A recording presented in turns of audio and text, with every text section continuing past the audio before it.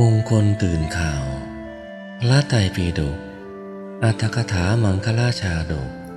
ว่าด้วยถือมงคลตื่นข่าวพระศาสดาเมื่อประทับอยู่ณพระเชตวันมหาวิหารทรงปรารภพราหมณ์ผู้รู้จักลักษณะผ้าสาดกผู้หนึ่งตรัสพระธรรมเทศนานี้มีคำเริ่มต้นว่ายัสสะมังคลาสมูหตาดังนี้น่ายินว่าพราหมณ์ชาวพระนครราชคฤห์ผู้หนึ่งผู้ถือมงคลตื่นข่าวไม่เลื่อมใสในพระรัตนตรัยเป็นมิจฉาทิฏฐิมั่งคั่งมีทรัพย์มากมีโภคะมากหนูกัดคู่แห่งผ้าสาดกที่เขาเก็บไว้ในหีบครั้นถึงเวลาที่เขาสนานก้าวกล่าวว่าจงนำผ้าสาดกมา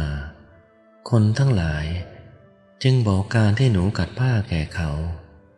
เขาคิดว่าด้วยผ้าสาดกทั้งคู่ที่หนูกัดนี้จากคงมีในเรือนนี้ล่ะก็ความพินาศอย่างใหญ่หลวงจักมีเพราะผ้าคู่นี้เป็นอวมงคลเช่นกันกับตัวกาลกิณีทั้งไม่อาจให้แก่บุตรธิดาหรือทาสกรรมกรเพราะความพินาศอย่างใหญ่หลวงจักต้องมีแก่ผู้ที่รับผ้านี้ไปทุกคนต้องให้ทิ้งมันเสียที่ป่าช้าผีดิบแต่ไม่กล้าให้ในมือพวกทาสเป็นต้นเพราะพวกนั้นน่าจะเกิดโลภในผ้าคู่นี้ถือเอาไปแล้วถึงความพินาศไปตามๆกันเราจะให้ลูกถือผ้าคู่นั้นไปเขาเรียกบุตรมาบอกเรื่องราวนั้นแล้วใช้ไปด้วยคำพูดว่าพ่อคุณถึงตัวเจ้าเองก็ต้องไม่เอามือจับมันจงเอาท่อนไม้โคนไปทิ้งเสียที่ป่าช้าผีดิบอาบน้ำดำก้าวแล้วมาเถิดพระบรมศาสดาในวันนั้นเวลาใกล้รุ่งทรงตรวจดูเวนยสัตว์เห็นอุปนิสัยแห่งโสดาปัตติผลของพ่อลูกคู่นี้ก็เสด็จไปเหมือนพลานเนื้อตามรอยเนื้อฉะนั้นได้ประทับยืนหน้าประตูป่าช้าผีดิบทรงเปล่งพระพุทธลังสี6ประการแม้มานพรับคำบิดาแล้ว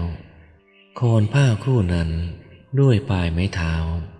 เหมือนโคนงูเขียวเดินไปถึงประตูป่าช้าผีดิบลำดับนั้นพระศาสดารับสั่งกับเขาว่ามานพ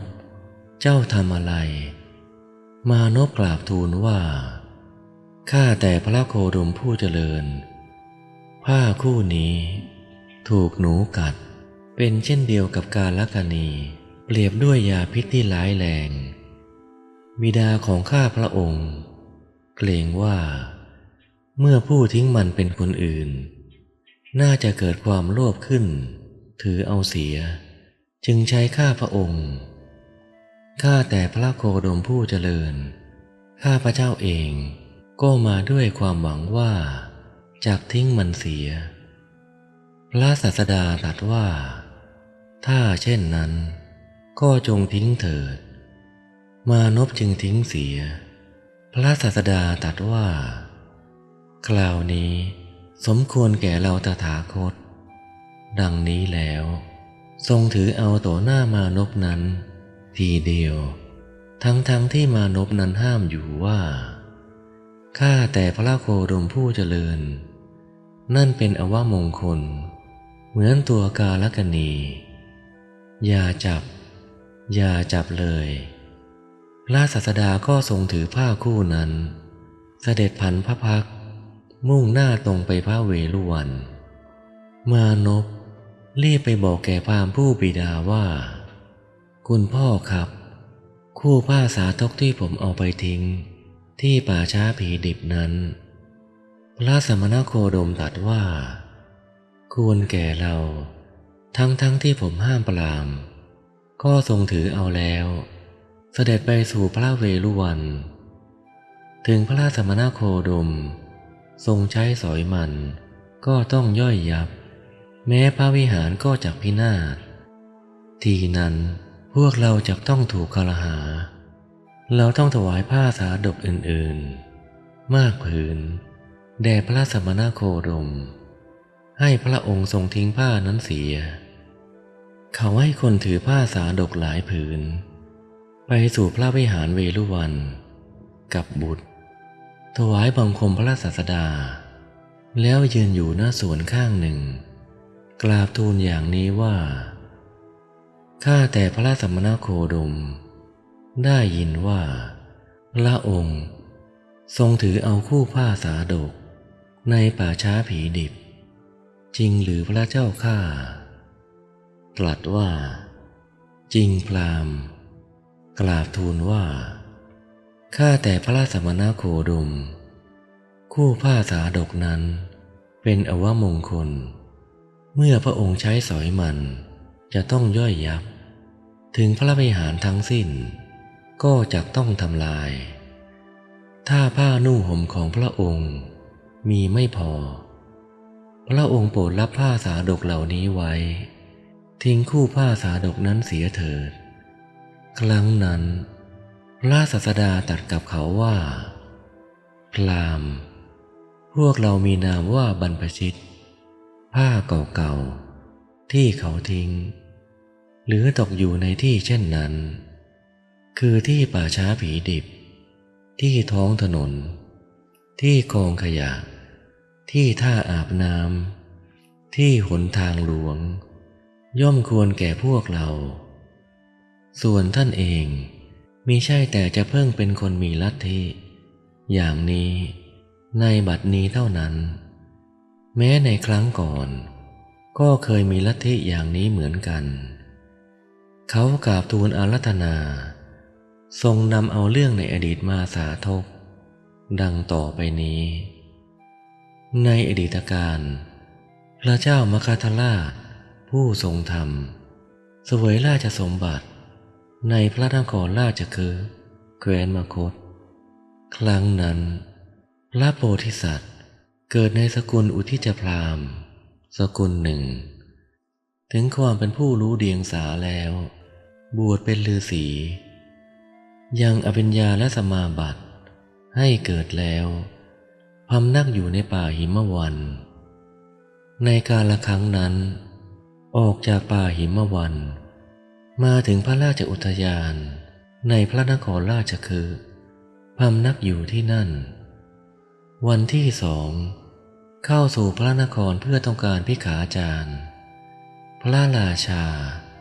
ทอดพระเนตรเห็นท่านแล้วรับสั่งให้นิมนต์มาอาราธนาให้นั่งในปราสาทให้ฉันโภชนาหารแล้วทรงถือเอาปฏิญญาเพื่อการอยู่ในพระอุทยานตลอดไปพระโพธิสัตว์พำนักอยู่ในพระราชอุทยานกาลครั้งนั้นในพระนครราชคฤห์ได้มีพราหมณ์ชื่อว่าทุสาลักขณาพราหมณ์พราหมณ์ผู้รู้ลักษณะผ้าเรื่องทั้งปวงตั้งแต่เขาเก็บผ้าสาดกไว้ในหีบเป็นต้นไปเช่นเดียวกันกับเรื่องก่อนนั่นแหละเมื่อมานพไปถึงป่าช้าพระโพธิสัตว์ไปคอยอยู่ก่อนแล้ว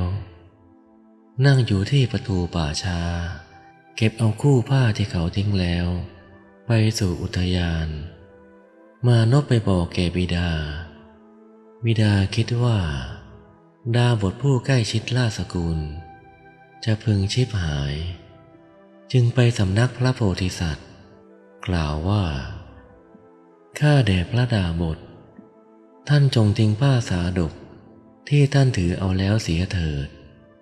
จงอย่าชิบหายเสียเลยพระดาบทแสดงธรรมแก่พราหมณ์ว่าผ้าเก่าๆที่เขาทิ้งไว้ในป่าช้าควรแก่พวกเราไม่ใช่พวกถือมงคลตื่นข่าวขึ้นชื่อว่าการถือมงคลตื่นข่าวนี้พระพุทธเจ้าพระปัจเจกพุทธเจ้า และพระโพธิสัตว์ทั้งหลายไม่สรรเสริญเลยเหตุนั้นบัณฑิตต้องไม่เป็นคนถือมงคลตื่นข่าวพราหมณ์ฟังธรรมแล้วทำลายทิฏฐิเสียถึงพระโพธิสัตว์เป็นสรณะแล้วแม้พระโพธิสัตว์ก็มีฌานมิได้เสื่อมได้เป็นผู้มีพรหมโลกเป็นที่ไปในเบื้องหน้าแม้พระบรมศาสดาทรงนำเรื่องอดีตนี้มาแล้วคันตรัสรู้พระสัมมาสัมโพธิญาณแล้ว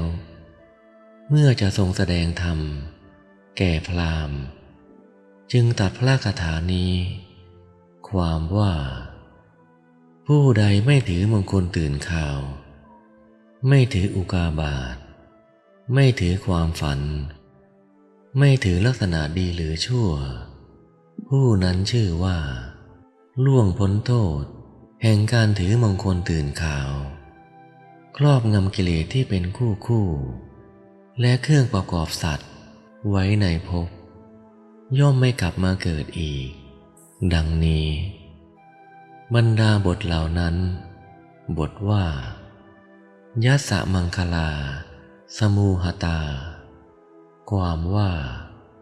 มงคลเหล่านั้นคือทิฏฐิมงคลมงคลที่เกิดเพราะสิ่งที่เห็นหนึ่งสุตตะมงคลมงคลที่เกิดเพราะเรื่องที่ฟังหนึ่งมุตตะมงคลมงคลที่เกิดเพราะอารมณ์ที่ได้รับหนึ่งอันพระอรหันต์ขีณาสพใดถอนขึ้นได้แล้วบทว่าอุปาตาสุปินาจาลัคนาจาความว่าเรื่องอุบาทที่เป็นเรื่องใหญ่5ประการเหล่านี้คือจันทคาตรูปอย่างนี้จักต้องมีสุริยคาตรูปอย่างนี้จักต้องมีนักสัตตคาตรูปอย่างนี้จักต้องมีอุกาบาตรูปอย่างนี้จักต้องมีลำผู้กันรูปอย่างนี้จักต้องมีอีกทั้งความฝันมีประการต่างๆลักษณะทั้งหลายมีอาทิอย่างนี้คือลักษณะคนโชคดีลักษณะคนโชคร้ายลักษณะหญิงลักษณะชายลักษณะทาสลักษณะทาสีลักษณะคามลักษณะสอนลักษณะอาวุธลักษณะผ้าเหล่านี้เป็นฐานแห่งทิฏฐิผู้ใดถอนได้หมดแล้วคือไม่เชื่อถือเอาเป็นมงคล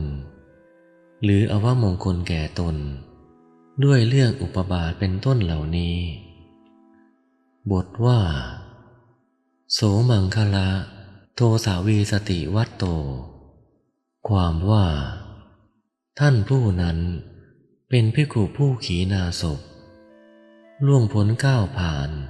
ละเสียได้ซึ่งโทษแห่งมงคลทุกอย่างบทว่ายะคาโยคาทิโกนาชาตุเมติความว่ากิเลสที่มารวมกันเป็นคู่โดยในมีอธิว่าโกทะความโกรธและอุปหานะความผูกโกรธมัคคะความลบหลู่และภาษาสะความตีเสมอดังนี้ชื่อว่ายัคคะกิเลส4อย่างเหล่านี้คือกามโยคะภวโยคะทิฏฐิโยคะอวิชชาโยคะชื่อว่าโยคะเพราะเป็นเหตุประกอบสัตว์ไว้ในสงสารภิกษุผู้เป็นพระขีณาสพบรรลุแล้วคือครอบงำไว้ได้แล้วล่วงพ้นแล้วได้แก่ผ่านไปแล้วด้วยดี